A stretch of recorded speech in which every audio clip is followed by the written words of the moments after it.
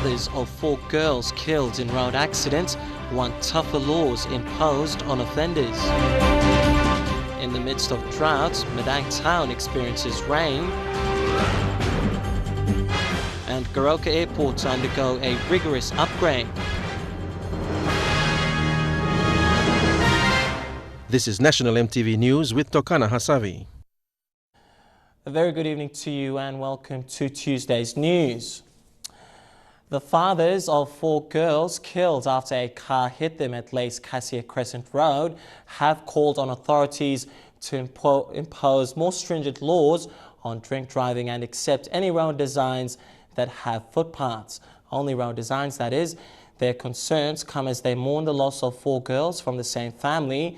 2 of them were grade 12 students at Lace Secondary, a year 10 student, and the other was an employee of OTML. MTV's Bethany Harriman reports. These pictures released by the family was taken on Saturday morning when Jamelia Kamaila Delta Kapas, Elizabeth Napoleon with their baby and Vivian Andy behind Elizabeth.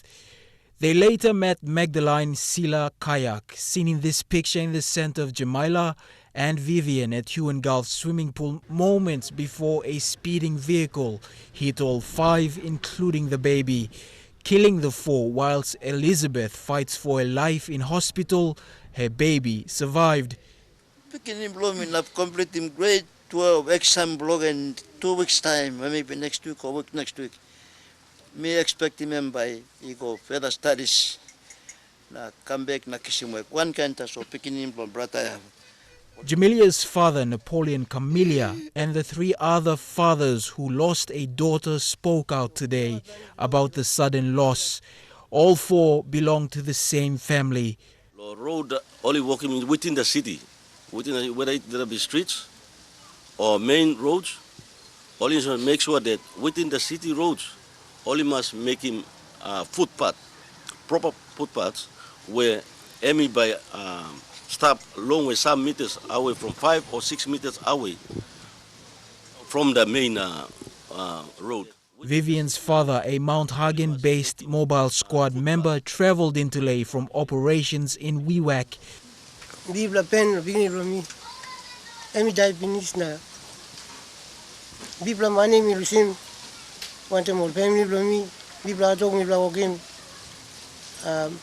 Now money from waste nothing. Just like degree I'm now and by useless. Philip Kepas's daughter was an OTML, Unitec graduate accountant. It's not like, it's like just like animal, split body split now. Head, leg, all over the place. Kind of time when you look at him, but you can see clearly that man, I mean, no got concern in life. Magdalene's father, David Sila Kayak, speaking out about his loss. The family is still coming to terms with the grief. All 4 fathers have called on the Civil Works Department to approve road designs that have proper footpaths, and they have called for more severe laws to punish those caught drink driving. Saturday's incident has gripped Ley City with such intensity, calling for high-level attention. On Saturday, Erico residents saw the mangled bodies of 2 young women at the scene, torn apart at the torso. The pictures too horrific to show here, but they were uploaded on social media. Police officers who inspected the vehicle said there was evidence of drink driving, and eyewitnesses said the car was travelling at high speeds. In a statement this afternoon, Morobe Governor Kelly Naru called on the Ley Traffic Police and transport authorities to clamp down on drink driving, driving at high speeds and the reckless use of motor vehicles. Governor Naru also expressed extreme disappointment that a government vehicle was involved in the accident. The driver of the vehicle is understood to have been drunk. Bethany Harriman, National EMTV News, Ley. The Department of Personnel Management has recouped 1.2 million kina of the national budget. This is a result of data cleansing within 61 public offices over a period of 3 months.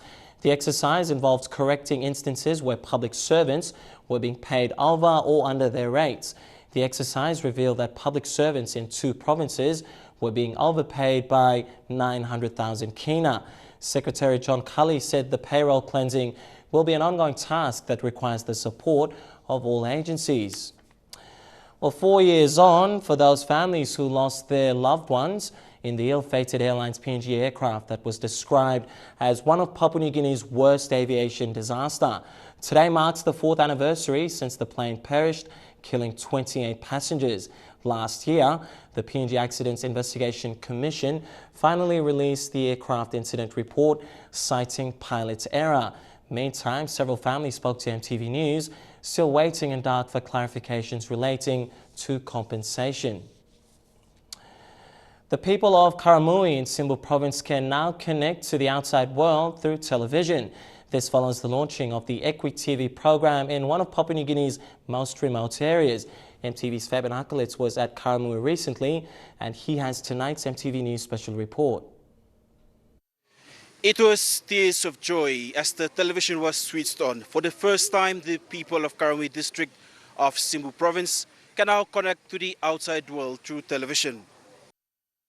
Kaboom District is one of the remotest areas in Papua New Guinea, within the Karamui Salt Nomad electorate, sharing borders with Simbu and Gulf provinces. It's only accessible through air transport. The closest is 25 minutes on a small aircraft from Mount Hagen's Goroka Airport to Karamui Airstrip. The EMTV program bridges education gaps using information communication technology. Through this program, students and teachers enhance their teaching and learning. Not only that, but it also benefits communities through programs channeled through free-to-air television station EMTV. That's a sign of joy, excitement, change come inside of place. Television emi karim dis la book where mi plus a hatok long fly mi kam lo balus. Curriculum emi kam straight inside the classroom lo you. Walk mi pla walking finis na ba mi pla lusin na ba mi pla go. Simbu was not part of the EMTV program, but a commitment in identifying their needs and struggles was considered. JICA was impressed with the rollout of the EMTV program by the National Education Department. There are tremendous benefits by utilizing this EMTV program. Please bear in mind, and please do the good maintenance. They are the keys to the success.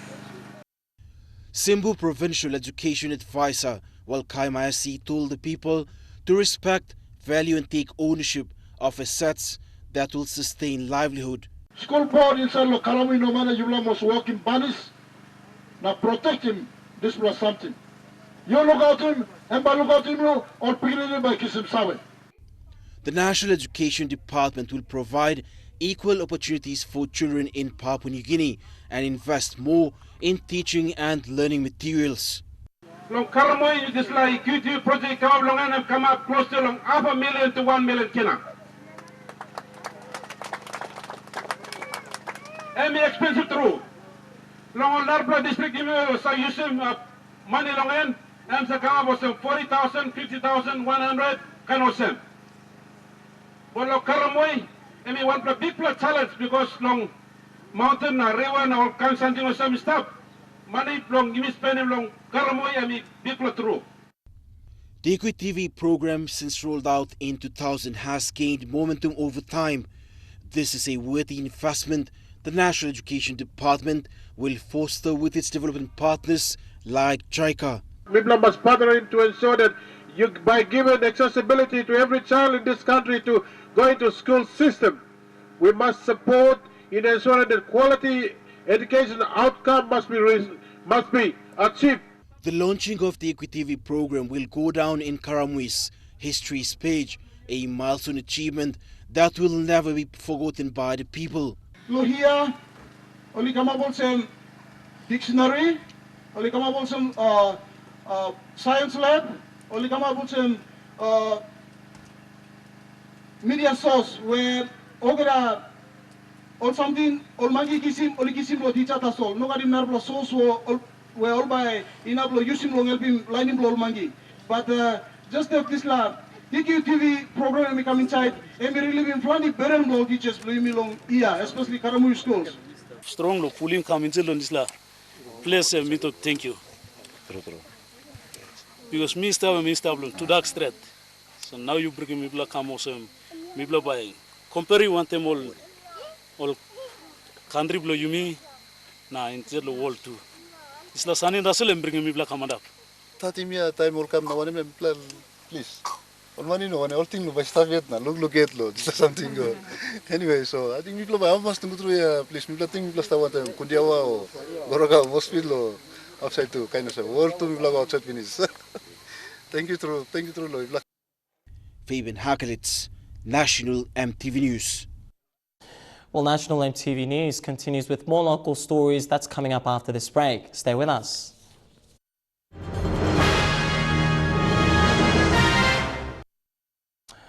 Good to have you back with National MTV News.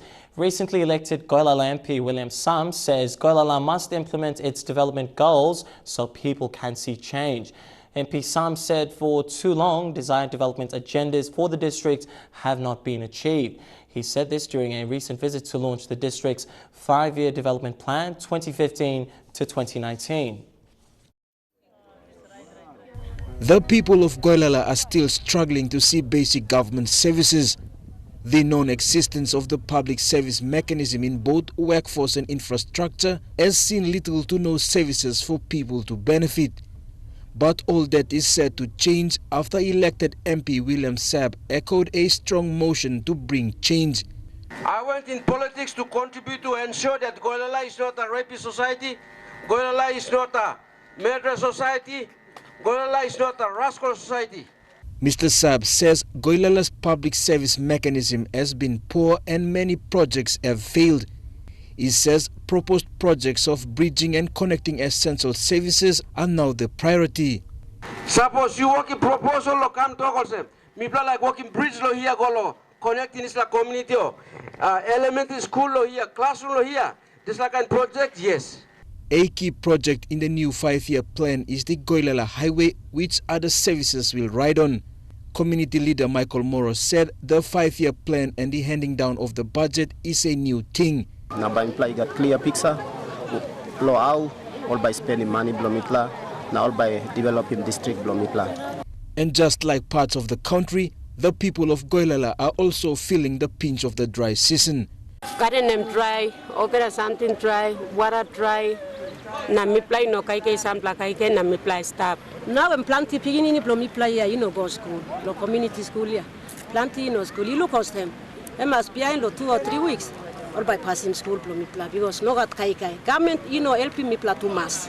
The launching of the 5-year district plan was followed by the swearing in of the district's development authority members. Jack Lapava Jr., National MTV News. The indigenous landowner group of Rabaul Town have issued a threat to close down all port operations at the Rabaul Harbour. The Towalingan, Tobobe, Ratagul landowners presented a list of demands in July to the Rabaul port operators regarding outstanding compensation and land deals. The chairman of the ILG, Andrew August, told MTV News today that 3 months given to the port operators to respond got unfavourable response. Mr. August says the ILG is awaiting clearance from the police for a peaceful protest where they will shut down all port services indefinitely. Any disruption to the port services will affect the delivery of goods and services in East New Britain province. I'm in Kokopo. Mipla only talk now long. Mipla must close him harbour. Due long inokat respond from the entities. Through law petition where Mipla been handing over. So Mipla thinking law close him na by establish him enough when time only respond long all petition all positive answers through long petition law ILG Towalingan. 2 young cadet pilots from Morobe's Kaboom District have been supported by the district to undergo cadet training in New Zealand. The Kaboom District Authority has put up a total of 100,000 kina as initial payments for the 2 former cadets. Kaboom MP Bob Dada is pushing for the district to produce local pilots following the district's air transport links to the outside world. These two young gentlemen have signed an agreement today with Morobe's Kaboom District Authority to undergo pilot cadet training in New Zealand. Today, Kaboom MP Bob Dada presented 50,000 kina each to go towards these men's initial costs covered in the first year of their studies. It comes following the district's plans to boost its air transport services, being one of only 2 reliable channels of transport in the district. Start with the shipping service, because that's where we move cargoes. A lot of big orders goes through ship, and it's a cheaper transport method. So Kaboom is a district located in the remote part of Morobe province, and people travel to the city on small planes or on boats via neighboring coastal districts. Transporting goods to the markets in town has always been a challenge for most of the local people, as road links continue to remain scarce. To save our people in such very remote places like mountain ruggedness. Kaboom is also planning to improve its air transport services next year with the purchase of an aircraft that will help the people transport their goods. it could be next year's budget or 2017 budget, but I've been seriously thinking about putting some money, maybe. Morobe's Kaboom District is one of the many districts within the province which rely on air transport as a channel to the city, and the district aims to develop its human resources to solve this challenge. Colin Barilai, National EMTV News, Lee. The National Airport Corporation has embarked on a rigorous airport upgrade in the country. It signed a contract this afternoon for the upgrade of Goroka Airport in the Eastern Highlands province. Kovac has been contracted to carry out the development. The Goroka Airport in the Eastern Highlands province is in for a major facelift. The signing of the contract agreement with contractor company Kovac will see the upgrading of the aircraft pavement, a new terminal building and associated works. The project will be funded by the Asian Development Bank at a cost of 82 million kina and will commence after the groundbreaking next week. CEO and Managing Director of the National Airports Corporation, Joseph Piri, says NAC is committed to improving airport infrastructure throughout the country. Now, the Goroka project means a lot to the people of Papua New Guinea and to the Highlands region especially. That is a region that we see is growing. In fact, the passenger numbers have been picking up from Mount Hagen and from that location quite a bit over the last few years, and the airlines will confirm that. And so this is a project that is very close to the heart of the people of Eastern Highlands. The Goroka Airport comes under Phase 2 of the Civil Aviation Development Infrastructure Program. Other airports undergoing upgrade are Vanimo Airport, Giroa in Popondetta and Chimbu. But open the Mount Hagen terminal building. I think most of you who have traveled to Hagen, you will have seen that that's a new, we have basically raised the bar for airport services in Papua New Guinea.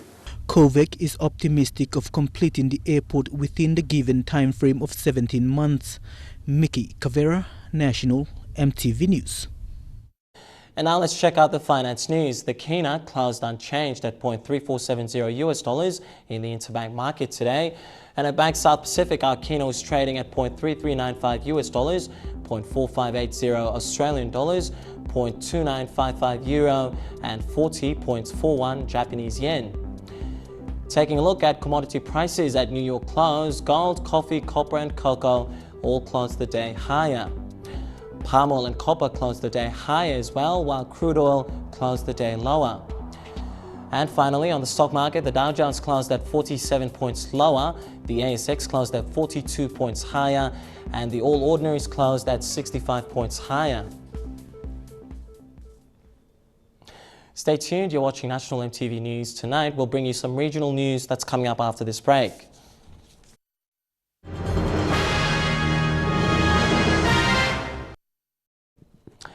Good to have you back with National EMTV News. To one of our top stories tonight, it rained a bit heavier for the first time in and around the Madang town in the early hours of this morning.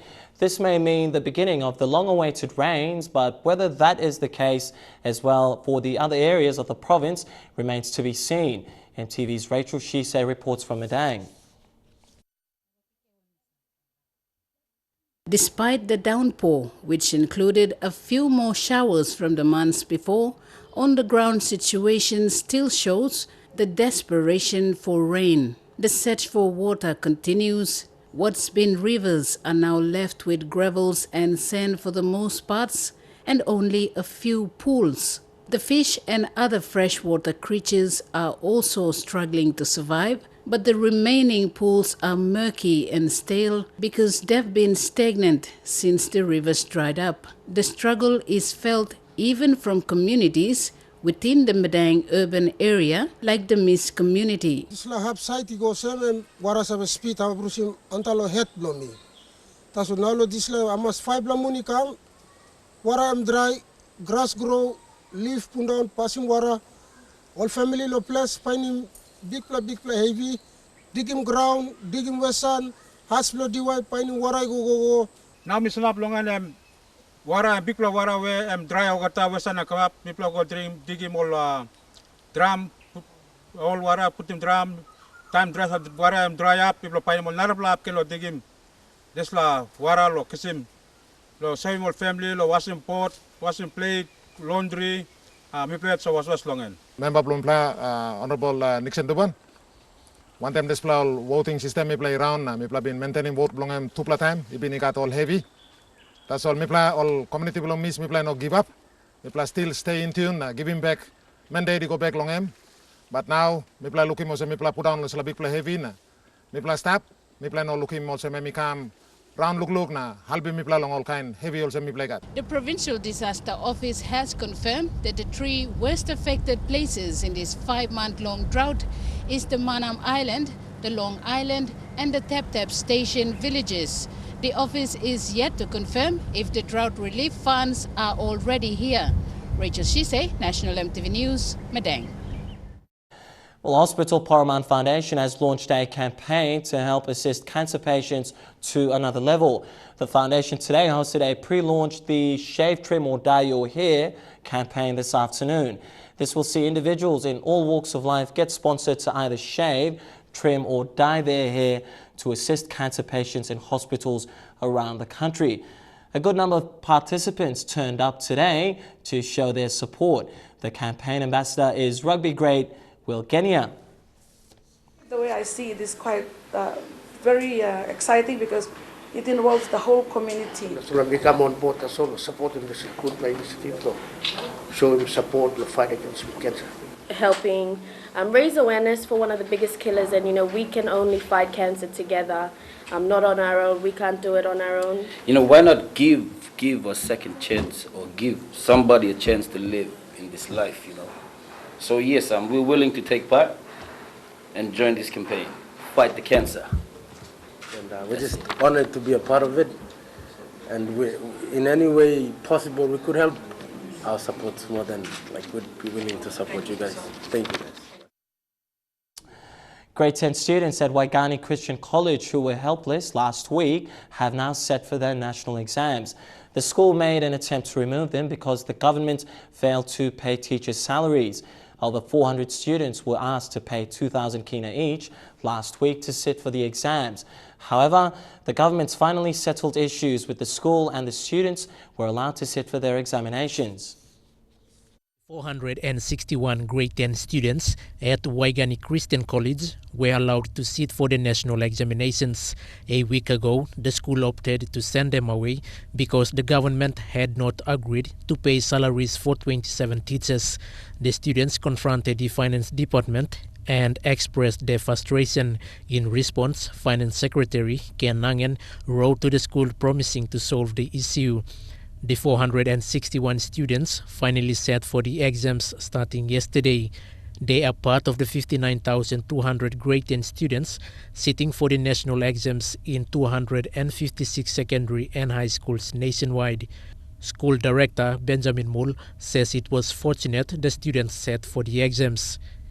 But at last I'm very happy that, we didn't have any idea of, sending them away or closing the gate for them to so that they cannot sit down for exam. My heart was with the students. So I really want them to sit down for national exam to prove to the national government and to the to the education department and to the surrounding communities who are, many times we go to the media and they read about organic Christian school so that they can sit down for national exam and pass through.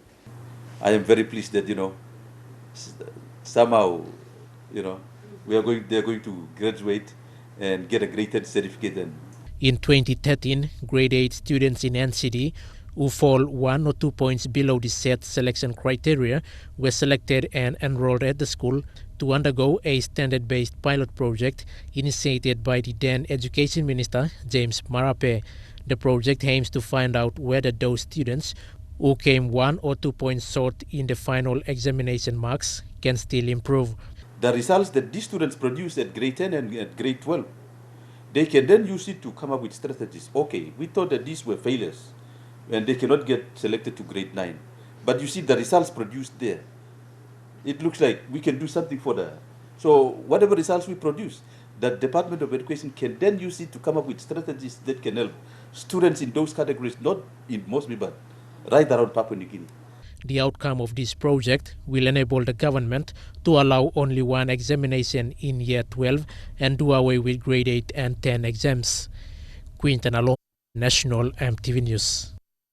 Turning to regional news now, a Somali woman who became pregnant after allegedly being raped on Australia's offshore refugee detention camp on Nauru arrived in Australia yesterday. The 23-year-old asylum seeker had requested weeks ago to be transferred from Nauru to Australia so she could have an abortion. Australia's top court is currently reviewing the legality of the refugee detention camps on Nauru and Manus Island here in Papua New Guinea. Meanwhile, Nauru has dismissed another Somali refugee's allegation that she was raped. The authorities said there was insufficient evidence to support the woman's claim she was raped by 2 Nauruan men. Vanuatu's acting president Marcelino Pipite has pardoned himself along with 13 members of parliament and Deputy Prime Minister Moana Karkasis after they were convicted for bribery by Vanuatu's Supreme Court last Friday. The acting president claims the move was necessary to protect peace and stability in Vanuatu, but he failed to explain why. He cited civil conflicts in other Pacific islands, such as the Bougainville crisis in Papua New Guinea, and said he didn't want Vanuatu to spiral down the same path. To maintain the peace, unity in this country. We all know what happened in Solomon Islands in Honiara years ago. We all know what happened in Bougainville, Papua New Guinea. We all know what happened in Fiji years ago. So, as leader, I make such order. If anyone in this region question me, just pick up the pictures of people in Honiara, in Solomon, in Papua New Guinea, in Bougainville, and don't duplicate this in Vanuatu. Well, National EMTV News continues with True Guys Sports. We'll bring you all your sporting action that's coming up after this break. Stay with us.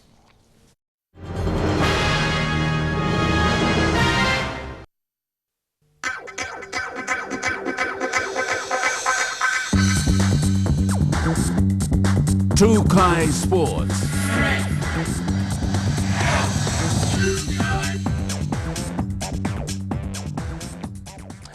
Thanks for joining me with True Guys Sports. Rugby League fans in Papua New Guinea will get the chance to follow their national team on home soil during the Rugby League World Cup in 2017.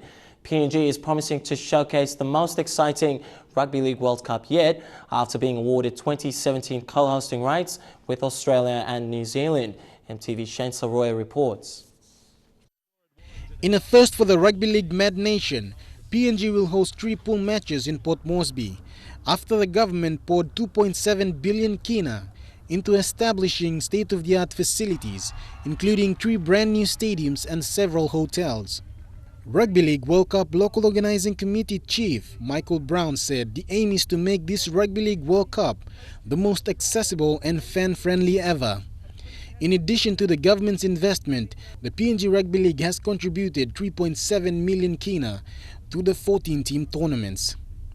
While nations like South Africa, Lebanon, Canada and Spain continue to fight to qualify in the 2017 Rugby League World Cup, Fiji is sitting pretty knowing they have automatically stamped themselves a place in the upcoming tournament. While building blocks have been laid over the past 2 World Cups, with Fiji making semi-finals in their last 2 attempts against Australia 52-0 in 2008 and 64-0 in 2013. The journey towards the 2017 Rugby League World Cup will continue on Saturday night as Cook Islands faces Tonga in a qualifier at Campbelltown Stadium in Sydney. The match, which will decide the final Pacific entrant to the 2017 Rugby League World Cup, will feature a number of NRL players. Shane Soroya, National, EMTV Sports. Well, still in Rugby League, Bob Cutmore is the new PNG Rugby Football League CEO after the shocking resignation of former CEO Brad Tassel in March this year. The board had appointed Shane Morris as acting CEO until the announcement today. Morris will return to the position of Football Operations Manager, a role he had prior to him being appointed acting CEO. Upon the announcement of his appointment as PNG Rugby Football League CEO, Bob Cutmore says he and the support of his team will take on a full review of both the local and international competitions. PNG Hunters have been a roaring success, Digital Cup's a success, but we really need to have a critical look at our league affiliations and the grassroots game. We probably don't do enough help there. So, the 2013 Kumul's team manager said there is a lot they had to look into. A review of the SPPNG Hunters and their performance in the coming Intra-Super Cup competition, the growth of the Intercity Cup and the staging of the inaugural Melanesian Cup. Outgoing acting PNG RFL CEO Shane Morris will resume his role as PNG RFL's operations manager. Make sure that we had to gain going forward and service rugby league in the country. So I thank you for having the faith and for me to deliver that job at a short period of time. In his recent visit to PNG to witness the inaugural Melanesian Cup, International Rugby League Federation Development Officer Tas Baiteri was confident that the meet will elevate the standard of the code in the country. It's pretty similar to the model of the NRL and Super League in the UK. So, not that we want to copy it, we want to show that the Pacific can do its own version, and I think it'll get better. I think they're all things that we can improve, and we probably need to find the right time to play the game rather than the end of the year, maybe as a pre-season event. And despite the match being played as a season ender, newly appointed CEO Bob Cutmore is taking on changing the format as a pre-season event and to broaden the concept and include champion clubs from Tonga and Samoa. The most important thing is to review the current season, so we'll look at the season 2015 amongst all affiliated leagues and registrations and see what's happened there, what's gone right, what's gone wrong, what the PNG RFL office has done. And in about 2 weeks I'll be sitting down with Hunters and we'll review their season completely too. We've got to learn from where we've been in the past before we go to the future. Skola Sengi, National, EMTV Sports. Well, True Guy Sports continues after this break with more. Stay with us.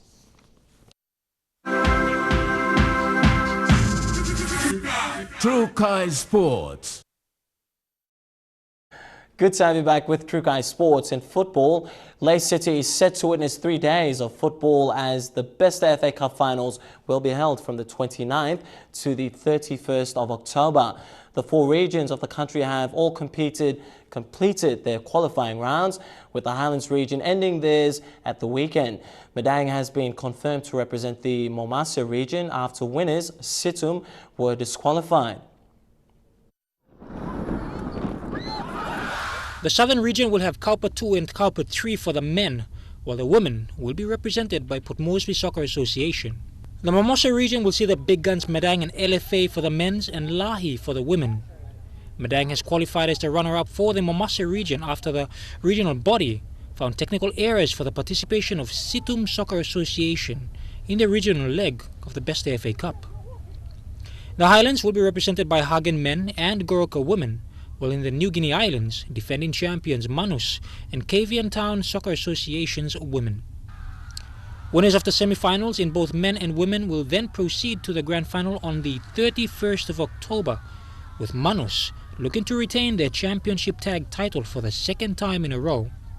PMSA women, who once clinched the title in 2013 and failed to participate in last year's finals, are now looking to bring the women's title back to Port Moresby this year. All semi-final matches will be played in both the Lay Football Association's grounds and the Sir Ignatius Kilage Stadium, while the grand final will be played at the SIK. Jeremy Moggy, National, EMTV Sports. To Rugby World Cup, the top 2 teams from each pool will head straight into the knockout rounds, as this weekend we'll see the quarterfinals of the 2015 Rugby World Cup. New Zealand will front a strong French side, while Wales has been tipped to end South Africa's World Cup hopes, and a defensive Australia side to take on an in-form Scotland side. After a gutsy performance against Wales earlier this week, Australia has topped Pool A with 0 registered losses and will take on Scotland, who are currently ranked second in Pool B, 2 points behind South Africa. The South African Springboks, who began their World Cup campaign with a surprise 34-32 loss to Japan, will take on a determined Welsh side that are looking to regain momentum from last week's disappointment against the Wallabies. He got it! Defending champions and World Rugby giants New Zealand are scheduled to play France in Twickenham in the early hours of Monday morning. It's one of the loudest noises of the day. And in a European rugby affair, Argentina, who has been recently welcomed into the Rugby Championships, will have it tough against Ireland. The winners of each quarter-finals will take on each other for a spot in the grand final on the 31st of October in Twickenham, London. Lorraine Genia, National, EMTV Sports. Following the success of the 2015 Pacific Games, plans are in place to further extend the current role of the High Performance Training Centre. This was made known by the PNG Olympic Committee's on MTV Sports Scene program. MTV's Jeremy Moggy reports. Without there being specifically staff based at those areas. But we sort of know, and we all agree that in terms of our relationship with the Sports Foundation, that we've got to support the athletes better in the 2 other major centres. And then the third one probably would be in Kokopo. I'd say there'd be something that we're going to look at supporting the athletes there. The High Performance Training Centre was one of the biggest projects created after the Mini Pacific Games in 2013. Its purpose to raise the level of individual performances through a number of different programs within the division. We noticed that there was a lot of athletes that weren't really meeting our expectations on physical preparation, and to support the national federations in their plans, we felt that that was a great place that we needed to start. And then from there it rolled out coach education, the medical support that we did, a lot of the training and development we did with our support team. A big part of their program included capacity building, with Alsop also focusing on the development of his own staff. We have a lot of really good staff now that work in the area of the sort of team support area, rehabilitation, physiotherapy, that space. We've done a lot of coach education now as well, so we really wanted to partner with our coaches that were driving that program. And I think moving forward too, it was the expansion of what we've already started in terms of how sports put their programs together. When speaking of measuring success, especially after the success of Team PNG during the Pacific Games, Alsop believes there are a number of factors that can be used as a tool to define a good performance. And I think from our perspective, it was about making sure that we took a really professional approach.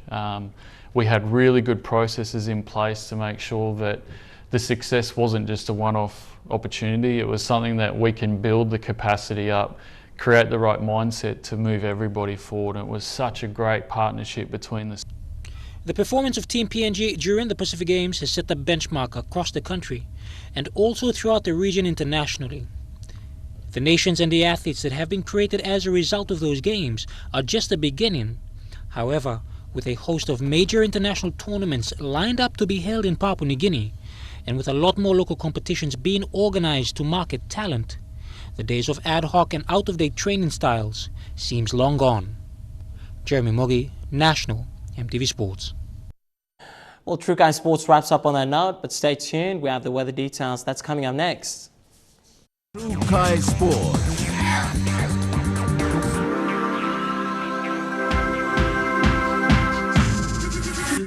True Guy Sports.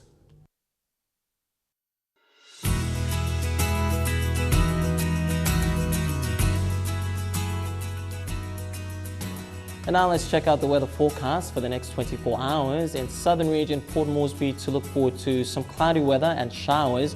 Fine weather in Daru, Kerama, cloudy showers. Brief showers expected in Alatau. Brief showers as well for Popondetta. In the Momasa region, light showers expected in Lae City and Wau. Cloudy weather with some showers expected in Madang, Wewak and Whanimo. In the New Guinea Islands, light showers expected in Lorengau, Caving to look forward to brief showers. Showers plus rain expected in Buka, while Kokopo, Rabaul and Kimbe to look forward to showers. And lastly, in the Highlands region, all centres to look forward to cloudy weather and some showers. And now let's take a quick recap of our main headlines again tonight before we go. Fathers of 4 girls killed in road accident want tougher laws imposed on offenders. Also, in the midst of drought, Madang town experiences rain, and Goroka Airport to undergo a rigorous upgrade. Well, that's been National EMTV News this Tuesday night. On behalf of the entire news crew, I'm Tokana Hasavi Jr. Thanks for your company. You take care and stay happy. Good night.